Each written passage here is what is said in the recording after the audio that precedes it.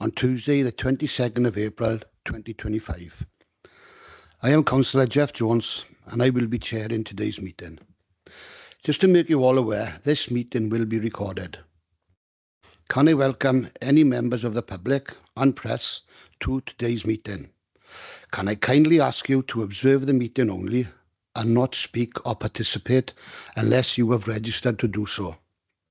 Please ensure that your phones are switched to silent for the duration of the meeting. I wish to remind members signing in remotely of their legal obligation to have their cameras switched on during the meeting, please, in order to be seen and heard while participating during council business. If you wish to speak or ask a question, please raise your electronic hand on Teams or physical hand if in person. Should you wish to ask any questions of any of the attendees here today, please ensure these come through me as the chair. I will now move on to agenda item 1, Chair's announcements. I can confirm I have no announcements to make. Agenda item 2 is declarations of interest. Are there any declarations of interest? I see no declarations, Chair. Thank you, Nadine. Agenda item 3, minutes of the previous meeting. The minutes from the meeting held on the 11th of March 2025 are attached on pages 5 to 7 of the agenda pack for approval. Members, do you have any comments to make on the accuracy of these minutes? Please can I have a proposer and a seconder to approve the minutes? Any abstention? Sorry. Yeah, sorry. Happy to propose, Chair. Thank you, Councillor Patson. Chair. Thank you. Any abstentions?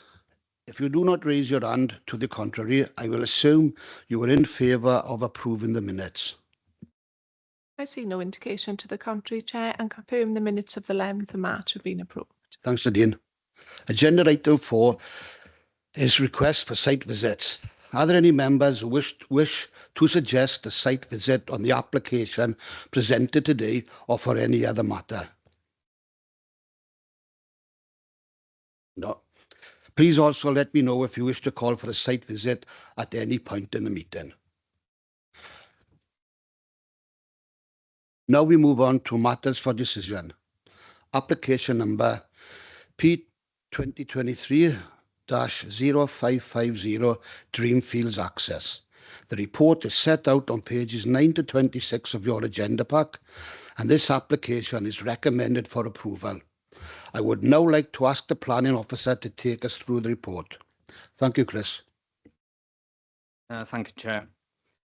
This application is P2023-0550, widening and resurfacing of existing access and construction of new security gates, adjoining walls, piers and proposed bin storage area, part retrospective at Getleybull Farm Lane from the B4290 Jersey Marine, Neath. This application is before you today, as is the other application, as the applicant is a relative of a member of the local authority. So the plan you see before you outlines the application site in red, and you can see the other land in which the applicant has ownership or control edged in blue. See the access arrangements there in the centre, and the two red lines going from it are the areas for visibility.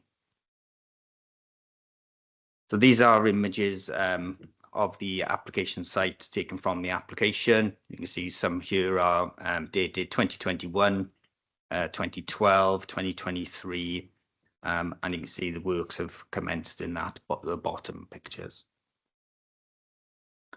So this is the proposed arrangement drawing. You'll see the proposed walls either side of the access and the gate arrangements to accommodate the widened access.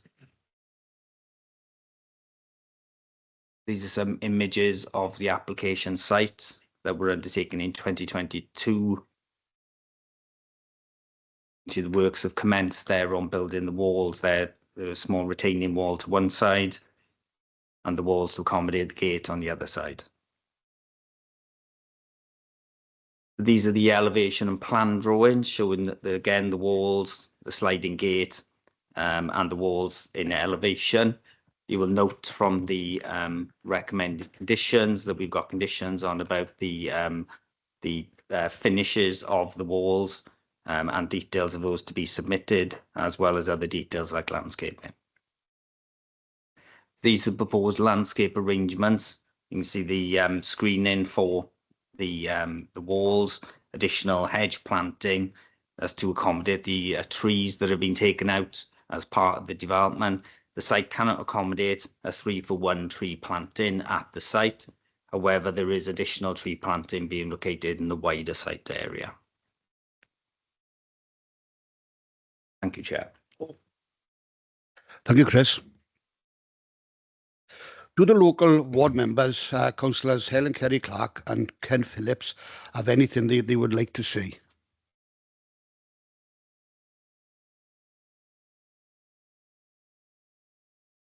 Ken?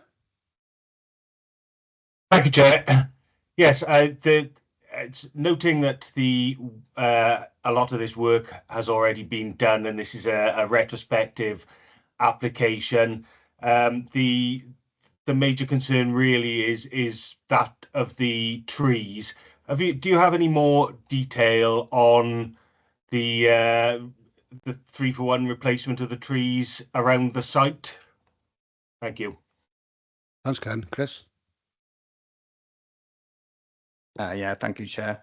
Yeah, it will become clearer when we look at the second application. There's a replacement tree planting located as part of that, sort of a wider management plan for that area. Obviously, the applicant is providing replacement tree planting and landscaping as part of this application. But in terms of the wider site, as you see from that plan that we put up previously, there's the application site edge red and the blue area in which the applicant has ownership of control. So there's additional tree planting located as part of that and the management plan for those proposals. Chair. Thank you, Chris. Okay, Ken? Yes, thank you. Thanks, Ken.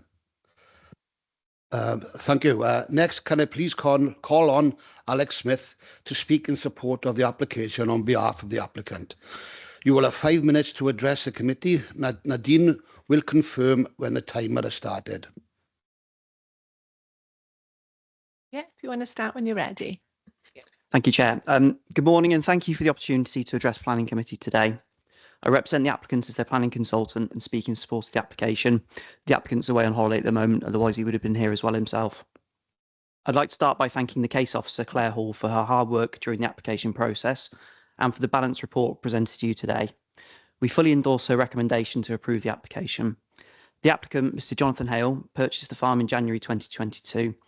Upon purchase of the farm, he became concerned the existing 5-bar gate was not sufficiently set back from the highway to allow for large farm vehicles to park off the highway whilst the gate was opened. This resulted in the dangerous situation of vehicles waiting in the road to access the farm. After he purchased the farm, he was also subject to rural thefts, and CCTV showed that the perpetrators were easily able to access the site from the driveway due to the lack of fencing or walling around the gate. As such, he took advice from Simply Planning, and we considered the 2-metre high elements of the wall were sufficiently distanced from the highway to form permitted development. After commencing these works, the council disagreed with this position, and it was agreed by all parties that the best way forward was to seek part retrospective planning permission, as this would also allow for works to the site access, to improve the visibility displays, to further improve safe exit and entry from the site. The report before you confirms the visual impact on the openness of the green wedge is acceptable. The proposed wall will be made from reclaimed random rubble stonework with bush hammered dressed stone used for the coping and gate pillars, meaning that a high quality material would be used and one which sits comfortably in the semi-rural vernacular. We note that the Highway Authority suggested a 5.5 metre wide access should be provided. We agree with the case officer's comments that such a design would be overly engineered for a lightly used access which serves a single farm. To put this into context, a 5.5 metre wide access would be used for an arrangement for a new entrance to a housing estate, and such a vehicular entrance into a farm would significantly urbanise the street scene. The report also notes a number of trees which have been removed from the entrance. The majority of these were felled by National Grid as part of the undergrounding cables, and some fell during storm damage. As the trees had already been removed, the retrospective tree report concluded on a worst case scenario that 20 B and C category trees had been removed based upon the available evidence. We welcome the council's approach of ensuring sufficient replacement tree planting and landscaping is provided at the site entrance, but allowing some of the mitigation elsewhere within the farm. To pick up on what Councillor Phillips asked, there has been submitted a outline ecological and landscape management plan for the whole farm, which covers this and also the solar farm application afterwards, which shows where, in broad terms, the landscape improvements would happen. These then subject to a detailed condition requiring the fine details to show exactly the number of trees and where they'll be going. But what we will be providing is replacement tree planting at 3:1. And it makes sense from our perspective that putting 60 trees crammed around the entrance would be a far less benefit of mitigating at the site entrance and then spraying it elsewhere within the farm where it can be of more benefit. So that will be secured by condition 3 and also conditions on the solar farm application. That would also ensure the development achieves its biodiversity net benefit. Now, in conclusion, the genesis of this application was to ensure that alterations are made to the site entrance to improve highway safety, not only for the applicant's benefit, but also to those who use the adjoining highway. In addition, a suitably secured entrance would also reduce the risk of rural crime to the applicant and enhance the appearance of the site entrance. Therefore, that we ask that you follow the recommendation of your planning officers today and proceed to grant planning permission for the proposed development. Thank you once again for the opportunity to address you. Thank you, Alex. I'll now take questions from members of the committee.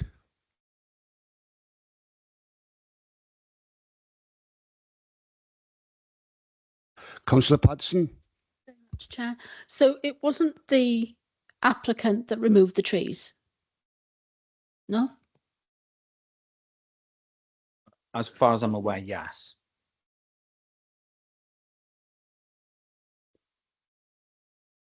Yeah, obviously the start of this application is obviously an enforcement case that was raised in relation to works undertaken without planning permission. As you note from the application date, back in late 2022, beginning of 2023, that's when the application then was subsequently submitted. As the applicant's agent pointed out, there was initial discussion about whether or not what they were undertaking required planning permission. Our view was it did. An application then was subsequently submitted, and the reason why this application and the subsequent application that will be before you have taken a considerable amount of time to be able to deal with is to address this mitigation and enhancement for the 3:1 tree planting and suitable mitigation for that on the wider site, combining the both applications as set out by the applicant's agent. Thanks, Chris. Councillor Rosalind Davis. Thank you for that explanation. I am going to make a statement stating regarding the name that's been changed. It's such a shame that there is no legislation in place to prevent Welsh names of historic importance and meaning to be changed to an English name. Gelli means grove and Buch means buck. So it does explain the name of the farm in the first place. I'm just making a statement. Thank you. Okay, thank you, Councillor Davis. Chris. Well, whilst it's not within my remit, something dragging back from my memory, I do believe that they've changed the rules now in that people aren't able to change the names to purely English names. I'll get back to you, Councillor Rosalind Davis, regarding that, but I'm pretty sure something was changed recently in relation to that aspect. But we'll certainly find information. I'll share it with my members of all members of the committee. Thank you. I'm glad to hear that. Thank you. Would the local ward members like to sum up before I move on to the recommendation? Nothing to add at this point. Thank you, Chair. Thank you, Ken. Now moving on to the recommendation, which is on page 23 onwards of the report. And again, this application is recommended for approval. Could I have a proposer and seconder to consider the recommendation?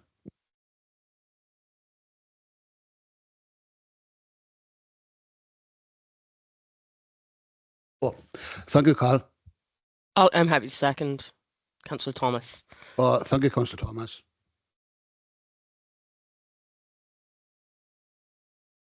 Oh, bloody hell. Thanks, Nadine. Nadine, could you please ask each member if they have been present for the whole of this item and how they wish to vote? And could you confirm the decision, please? Thank you, Chair. Yeah, no problem. So I'll start with Councillor Anne Harrod Aubrey. Have you been present for the whole meeting and how would you wish to vote, please? Yes, and I support the recommendation. Thank you. Councillor Tim Bowen. Yes, and yes, happy for the propose. Thank you. Councillor Heath Davis, please. Have you been present for the whole meeting and how would you wish to vote? Yes, and it's a yes from me. Thank you. Thank you. Councillor Rosalind Davis, have you been present for the whole meeting and how would you wish to vote? I have been present for the whole meeting and I support the application. Diolch.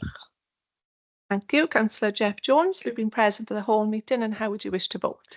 Yes, I have been present and I vote to approve the application.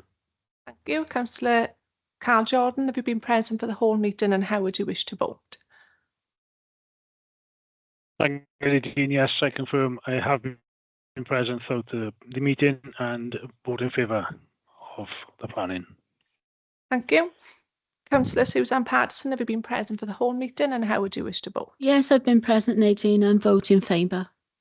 Thank you. And Councillor Sarah Thomas, have you been present for the whole meeting and how would you wish to vote? I have been present for the whole meeting and I support the recommendation. Thank you. So that application has been approved. Thank you. Thank you, Nadine. So now we move on to the other matters for decision. Application number P2023 0356 Dreamfields Solar Panels. The report is set out on pages 27 to 60 of your agenda pack, and this application is recommended for approval. I would now like to ask the planning officer to take us through the report. Chris?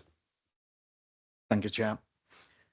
This application is P2023 0356 for a proposed ground-mounted solar PV array with generated capacity of up to 1.3 megawatts, including the development of ancillary structures, fencing and landscaping works at Dreamfields, Llandarcy. Again, this application is before you today as the applicant is a relative of a member of council.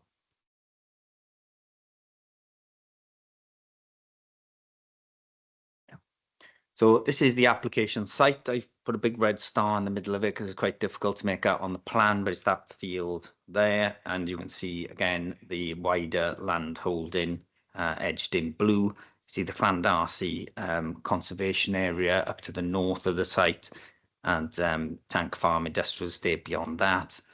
To the and the access that we were just talking about is located over to the eastern side of the plan. This is an aerial image of the site provided by the applicant within their application. Again, you will see a property, Hembank Farm, located at the top, and you can see the top end of the greenway there within the conservation area. Again, just to give you a little bit of context for those who may not know the area in close detail, you've got Coed-Darcy development there, the sort of beige areas where they've been the reclamation has been undertaken for the former oil refinery. The square area just above the red star, you can see where Tank Farm, the conservation area, and you've got the M4 junction 43. To the lower eastern side of the plan is Edwards Works, and you can see at the top end just below the M4 and junction 43 the Llandarcy Sports Academy and the, I believe it's David Lloyd Health Centre. This is one of the images of the site. As you see, it's predominantly open, grazed grassland. This gives you an idea of the location looking towards Jersey Marine. In the top left-hand corner there, the large flat roofed building, that's the Amazon distribution warehouse, and obviously Swansea Bay beyond. I thought I'd put this in there as well to give you an idea. This is the plan from the local development plan. You can see the allocation in yellow of Coed-Darcy.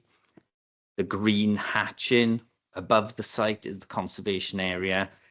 The brown area there, H1, that's the Heritage Gate development, and the green allocation, the landscape area, and then you've got Edwards Works, which is that white triangular area adjacent to the M4.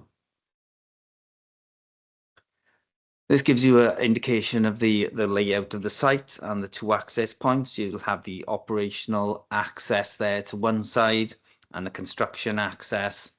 The construction access obviously has increased visibility there. That's why we've got the two access points, and we'll go on to the landscaping later on in the presentation.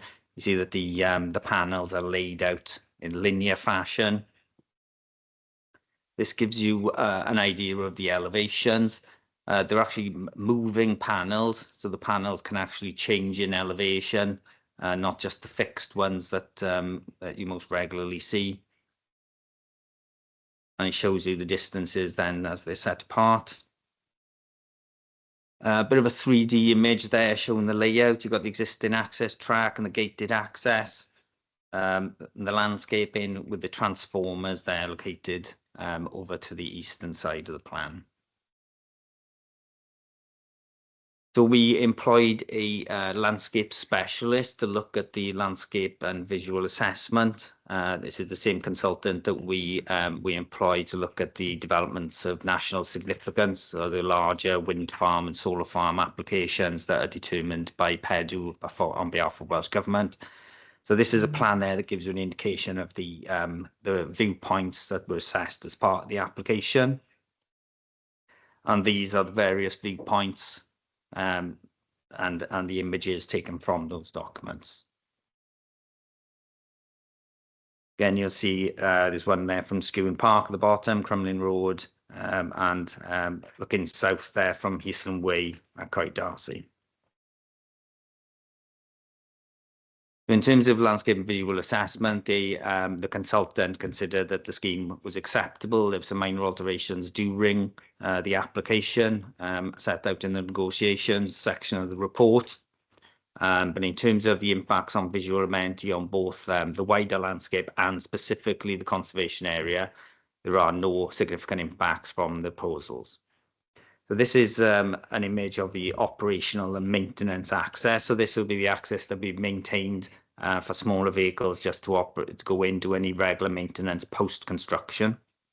And this is an image of the construction access. So this one has better visibility, so it will require less. If we were just to maintain one access, we require trees to be taken down along that back road.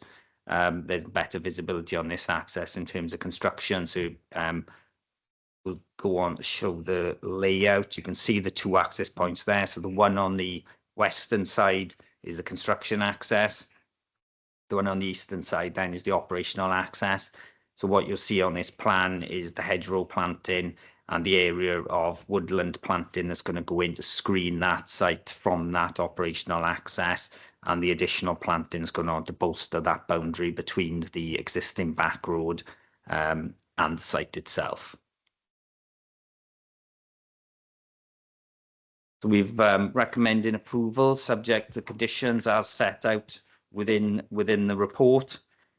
You will note there is no Section 106 agreement and issues regarding community benefit. Whilst they're noted with the applicant, are matters outside of planning. The relevant people have been put in touch with each other regarding community benefit.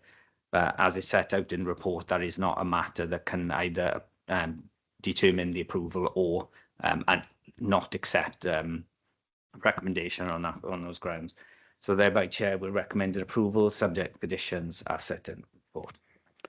Thank you, Chris. To the local ward members, Councillors Helen Carey Clark and Ken Phillips, have anything they would like to say?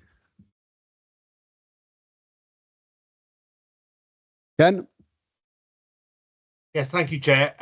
Just a request for some information, really. It's noted in the report that there are no known noted buried archaeological features on the site.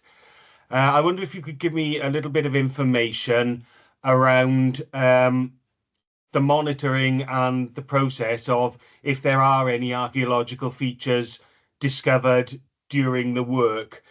Simply that there are some rumours I have heard that there may be something buried under the field that hasn't been recorded. I'm just seeking a little reassurance really on, that there is a process in place for if when the work starts they discover some buried archaeology that needs investigation or recording or whatever. Thank you, Chair. Oh, right, Ken. Anything, Chris? Yeah, thank you, Chair. Never amazed me the questions that come out of planning committee. You have to think on your feet.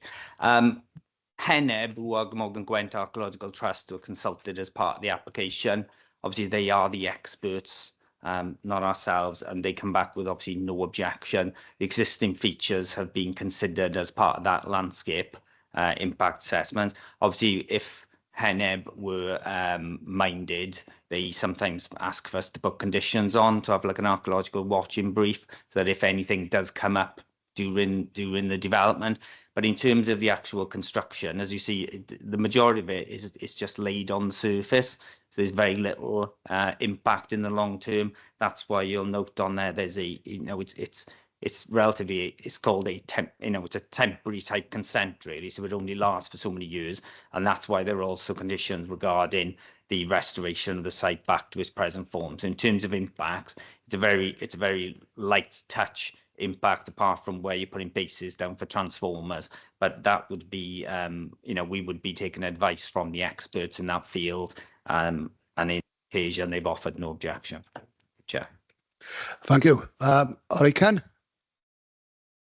Yes, thank you for that. Just to note that I would hope that the developers, if they did unexpectedly find something, would obviously take the necessary action in reporting that, so that it could be looked at. Thank you, Chair. Yes, thank you, Ken. Here we are. Yeah, thank you. Next, can I please call on Alex Smith once more to speak in support of the application, and Nadine will set the timer 5 minutes and let you know when you've got a minute left. Thank you. Lovely, thank you, Chair. The timer's just started. Thanks. Morning, Em. Thank you again for the opportunity to speak. Again, I'd like to thank Claire Hall for the work she's done. It's been much appreciated during the course of this application. As Chris has alluded to, there's been quite a lot of negotiation on the ecological and tree replacement package. So we welcome a recommendation to approve the application. Just to quickly pick up on Councillor Phillips' comments, we did quite a detailed assessment in relation to heritage because, as he's probably aware, there's the scheduled ancient monuments in the adjoining field, so the round cairn, which is picked up on the report. So John, the applicant, has had meetings with Cadw up at the site in relation to the cairns and management of those, so he's fully aware of the archaeology, and he's just as interested in that in the site. So if you come across anything, he's going to want to pick up with Cadw as well to sort of pick it up. So just rest assured we are aware of that. Now, increasing the production of renewable energy is a key goal of Welsh Government, with the aim to produce 100% of the annual electricity consumption in Wales from renewable sources by 2035. Neath Talbot Council has an excellent track record of renewable energy production, with Energy Generation in Wales 2023 report confirming that Neath Talbot is the leading producer of onshore renewable energy by local authority area. However, the majority of this is driven by onshore wind farms, and at 43 megawatts of solar PV energy production per annum, the authority falls behind Swansea, Pembrokeshire and Carmarthen as the worst performing authority in the southwest region for energy production by solar PV energy, and is 14th out of 22 authorities nationally on the same metric. The proposed development seeks a 1.3 megawatt solar farm using 2 open agricultural fields measuring 4.9 hectares in size. The report before you confirms that the fields are grade 4 agricultural land and so would not utilise high quality agricultural land. In addition, a total of over 47 hectares of land would remain within the agricultural unit. Since taking ownership of the farm, and after years of neglect and fly tipping from the previous owner, the applicant has doubled the yield of hay from the land. Furthermore, they've reintroduced livestock fencing to allow livestock to be returned to the farm, with sheep now grazing the land. As such, the creation of the solar farm wouldn't undermine the agricultural operations of the farm or the future expansion of these by the applicant. The committee report before you identifies and considers the main material considerations, with these being development of renewable energy infrastructure in a green wedge, landscape impacts, ecology, residential amenity, and highways, which I shall now address in turn. In relation to the Green Wedge, the report confirms that renewable energy developments which preserve openness are acceptable under national planning policy within Green Wedges. The submitted landscape and visual impact assessment demonstrated that this is a well-enclosed site with no front-facing views of the solar farm available due to the topography of the land. The main viewpoints affected would be from Llandarcy to the south. However, the proposed development includes for significant tree planting and landscaping which would mitigate the impacts from this view, and the council's officers have concluded that the moderate visual impact from Llandarcy would be acceptable due to the mitigation being proposed. The additional landscaping at the northern edge of the site forms part of a package of ecological and landscape enhancements within the wider farm, which ensures that the development would achieve biodiversity net benefit. The site also has the significant benefit of being well distanced from any residential property, and the committee report confirms that the orientation of the panels would ensure the occupiers of residential properties in the wide area would experience no harmful impact to their residential amenity. It's acknowledged that the solar farm accesses from a single lane track, but once operational, the solar farm will require only 1 or 2 visits per year for maintenance purposes. Furthermore, during the 15-day construction phase, it will require 1 HGV movement each way per day, which would be controlled by a banksman at the entrance to the site. Therefore, the highway's impacts will be very limited and have been deemed acceptable by the Highway Authority. In conclusion, the report before you confirms that the planning officers consider the proposals fully accord with the adopted local development plan and national planning policy. The council has an excellent track record of renewable energy production, but the Energy Generation Report Wales 2023 shows that the council can further improve this record through supporting further solar farm development within the authority. Therefore, we ask you to follow the recommendations of your planning officer and grant planning permission for the proposed solar farm today. Thank you. Thank you, Alex. I will now take questions from members of the committee. Members, do you have any questions for the officers?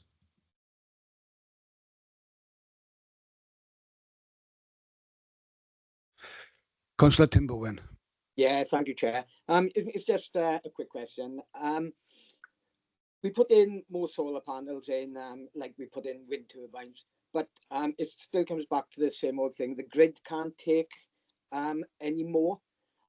So why are we still allowing this to go forward when the grid can't take, and the UK government seems to be spending more money paying these applicants not to switch these things on? Do you want to, Chris? Yeah, there we are. Go on then. Thank you, Chair. Works have already taken place previously in terms of both putting existing overhead cables underground in the area, and as you see, the applicant has to get a connection. Normally, with the larger schemes, what we're seeing is DNS applications for those schemes, and then separate DNS applications for the electricity connections at a later date. So there's a couple now in with us at the moment for consideration. But this is relatively small scale in terms of the size of it. And it would obviously be the applicant to secure a connection. I would imagine that the electricity we generate will both go into the grid, but also serve the existing farm as well in terms of its existing usage. But in terms of that, it's our understanding is that discussions have already been ongoing, and in terms of a connection to the grid, that's already well progressed. Thank you, Chair.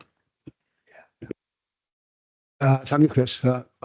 Okay, Tim, you right? Yeah, that's fine. Yeah. Okay, thanks, Tim. Councillor Sarah Thomas.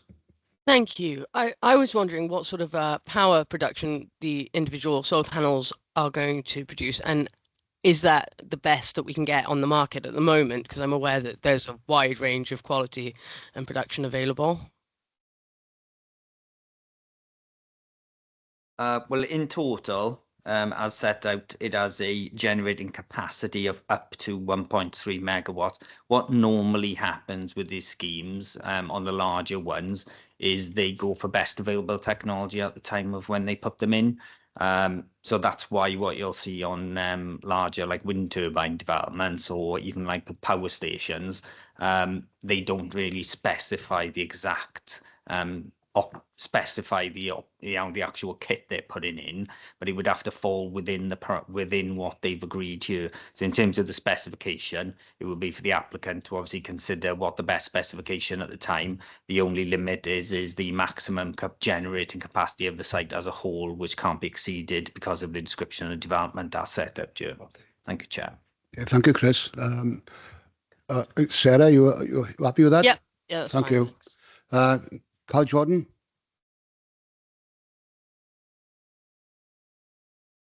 Thank you, Chair. Question to Chris, if possible, please.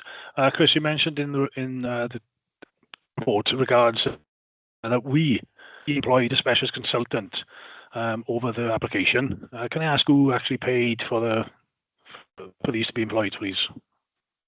Oh, Chris?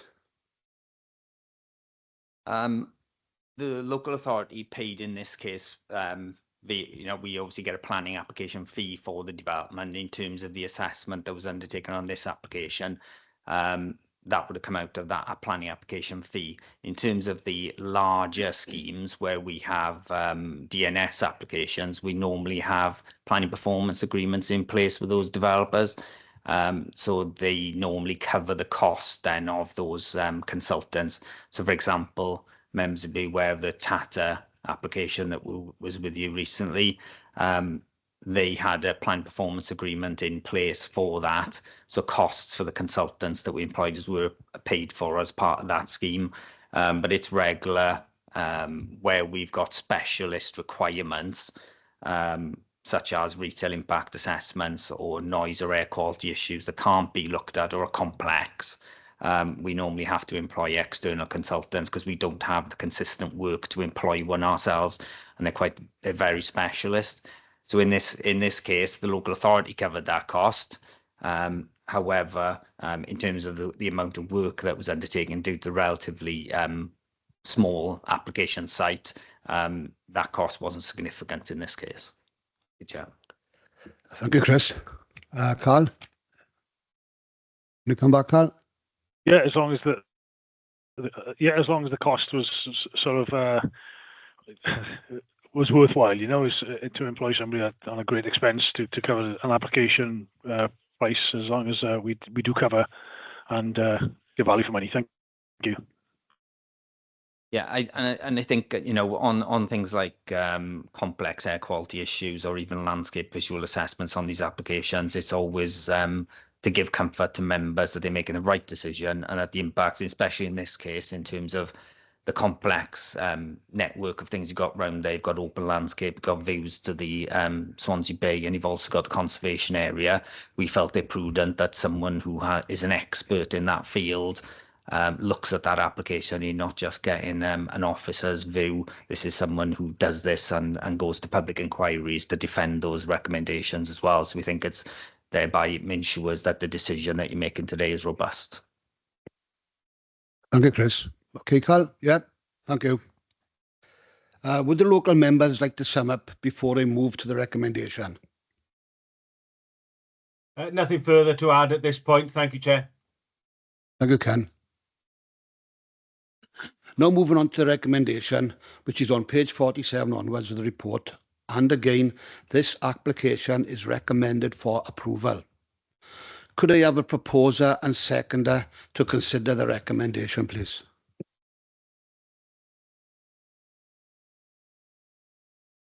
I'm happy to propose, Chair. Councillor Thank you. Second.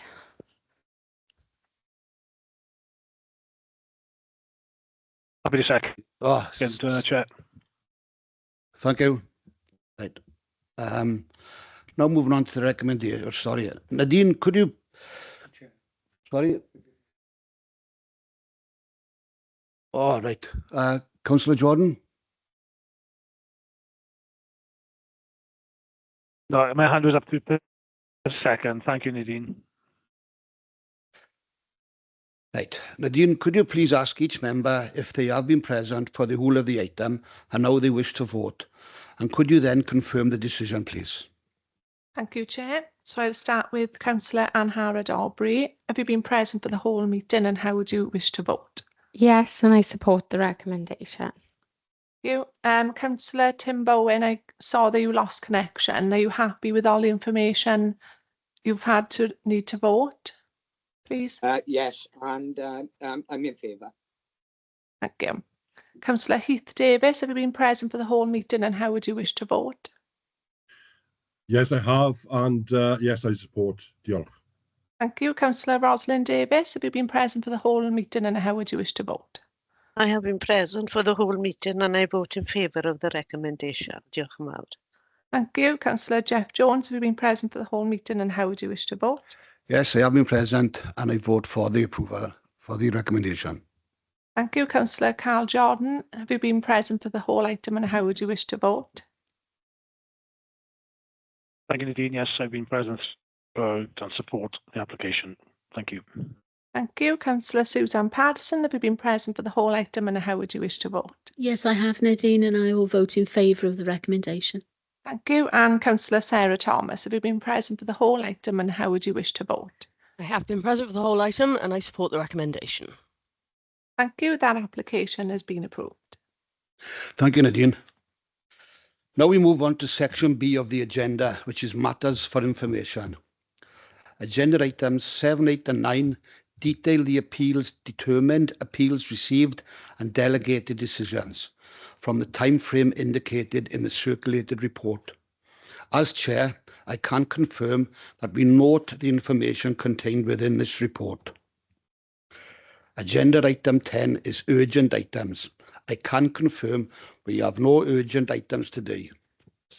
There is no further items, so that ends the business for today. Thank you all very much for attending.